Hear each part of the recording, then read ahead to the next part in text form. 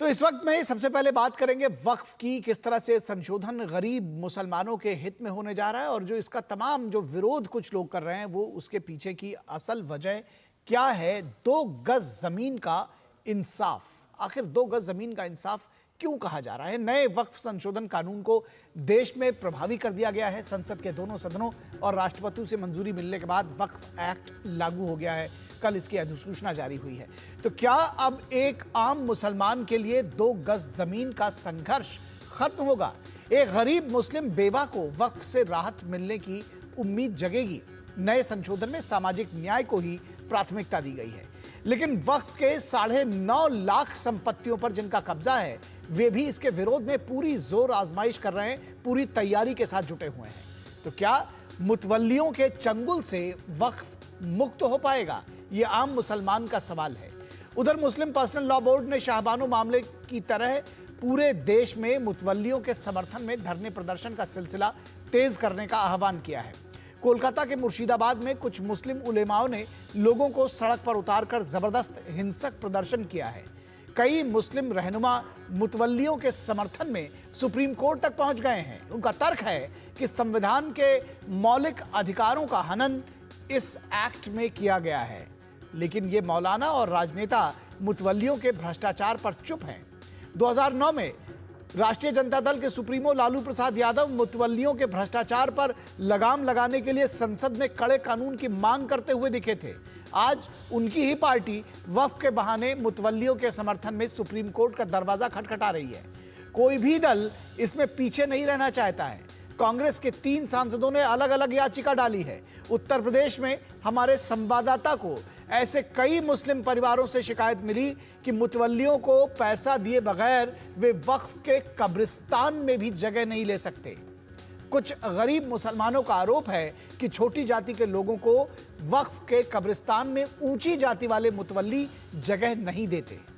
राज्यों के अल्पसंख्यक विभागों में कुछ मुकदमों का उल्लेख अगर करें तो पिछले साल उत्तर प्रदेश के सहारनपुर में वक्फ के 183 बीघे जमीन पर मेले में प्राप्त राजस्व के घोटाले का मामला सामने आया था।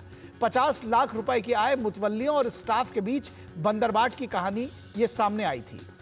कानपुर के अनवरगंज थाना इलाके में पूर्व मुतवल्ली शादाब खान पर वक्फ की 5000 वर्ग मीटर जमीन पर अवैध तरीके से कब्जा कर उसको बेचने का आरोप सामने आया था।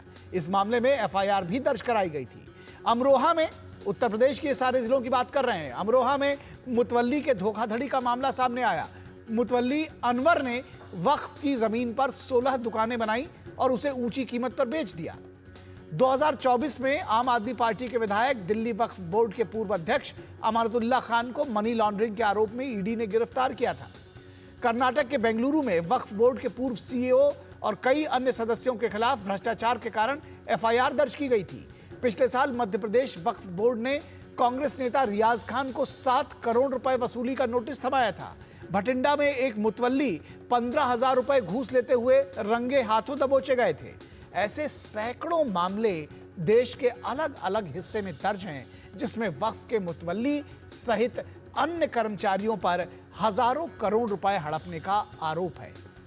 सवाल यह है कि जब कहा जाता है कि वक्फ गरीब मुसलमानों की भलाई के लिए काम करता है, फिर उनके दान का बंदरबाट कुछ चंद लोग कैसे कर लेते हैं?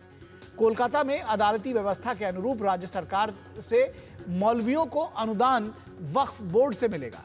यही व्यवस्था लगभग पूरे देश में बनी थी, लेकिन पश्चिम बंगाल से लेकर तेलंगाना, दिल्ली और अन्य राज्यों में आज भी इन्हें पैसा टैक्स पेयर ही दे रहा है। ऐसी हालात में वक्फ के कुशल प्रबंधन के से किसको आपत्ति हो सकती है? ये एक बड़ा सवाल है कि किसको लगता है कि अगर कुशल प्रबंधन होगा तो उनको दिक्कत हो जाएगी।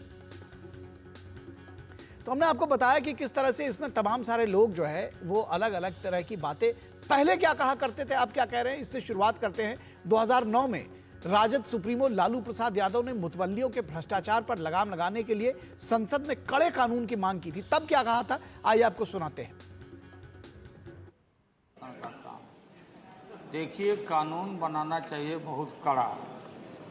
सारी जमीनें हड़प ली गई है, चाहे सरकारी हो या गैर, उसमें जो काम करने वाले लोग हैं सब बेच दिया है। प्राइम लैंड, ऐसा नहीं है कि कोई खेती वाली जमीन है।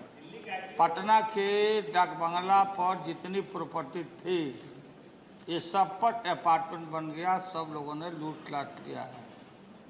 आगे से खैर आप तो लाइए, इसको पास हम लोग कर देते हैं संशोधन आपका, लेकिन आगे से कड़ाई के साथ जो भी बल्लियां बना रहे हैं। और मुस्लिम महिला पर्सनल लॉ बोर्ड की अध्यक्ष शाइस्ता अंबर ने कहा कि वक्फ संशोधन कानून से पिछड़े, गरीब मुस्लिम और बेवा महिलाओं को फायदा होने की उम्मीद है।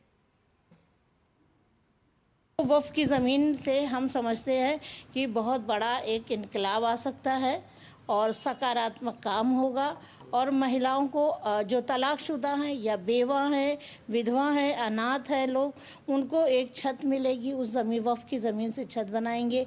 वक्फ की ज़मीनों को गरीबों के बहाने से, यतीमों के बहाने से, बेवाओं के बहाने से खुद खा रहे हैं। वो अल्लाह ताला की जायदाद से के कानून की नाफरमानी कर रहे हैं। और बिहार में भी मुस्लिम समुदाय में वक्फ संशोधन को लेकर खुशी की लहर है। क्या कुछ कह रहे हैं वो, आइए आपको सुनाते हैं। हम लोग वक्फ में गए, नोटिस लेकर के गए।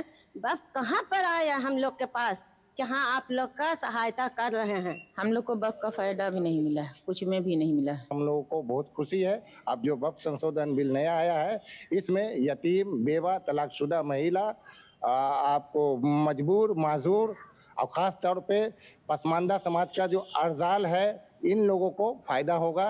मुलतवी के बदमाशी के कारण जो वक्फ का कब्जा हुआ है, उसके चलते हम लोग को परेशानियों का सामना करना पड़ रहा है। किराया देना बंद कर दिए तो ये क्या किया कि वक्फ में जमीन को डाल दिया और हम लोग को परेशानी कर रहा है। तो सुना आपने कि आम मुसलमान क्या कुछ कह रहा है। बंगाल भाजपा नेता सुकांत मजूमदार का कहना है कि ममता बनर्जी पश्चिम बंगाल को पश्चिम बांग्लादेश बनाना चाहती है। वक्फ जो बिल आया है अभी नया, इससे पहले जो बिल था, लाखों करोड़ रुपए की जायदाद होने के बावजूद इसका लाभ सीमित लोगों को, मुसलमान समाज के सीमित लोगों को, जिनके हाथ में पावर था, उनको ही मिल रहा था। आम मुसलमान, गरीब मुसलमान, बेवा मुसलमान, जिनकी पति। और आपको कुछ और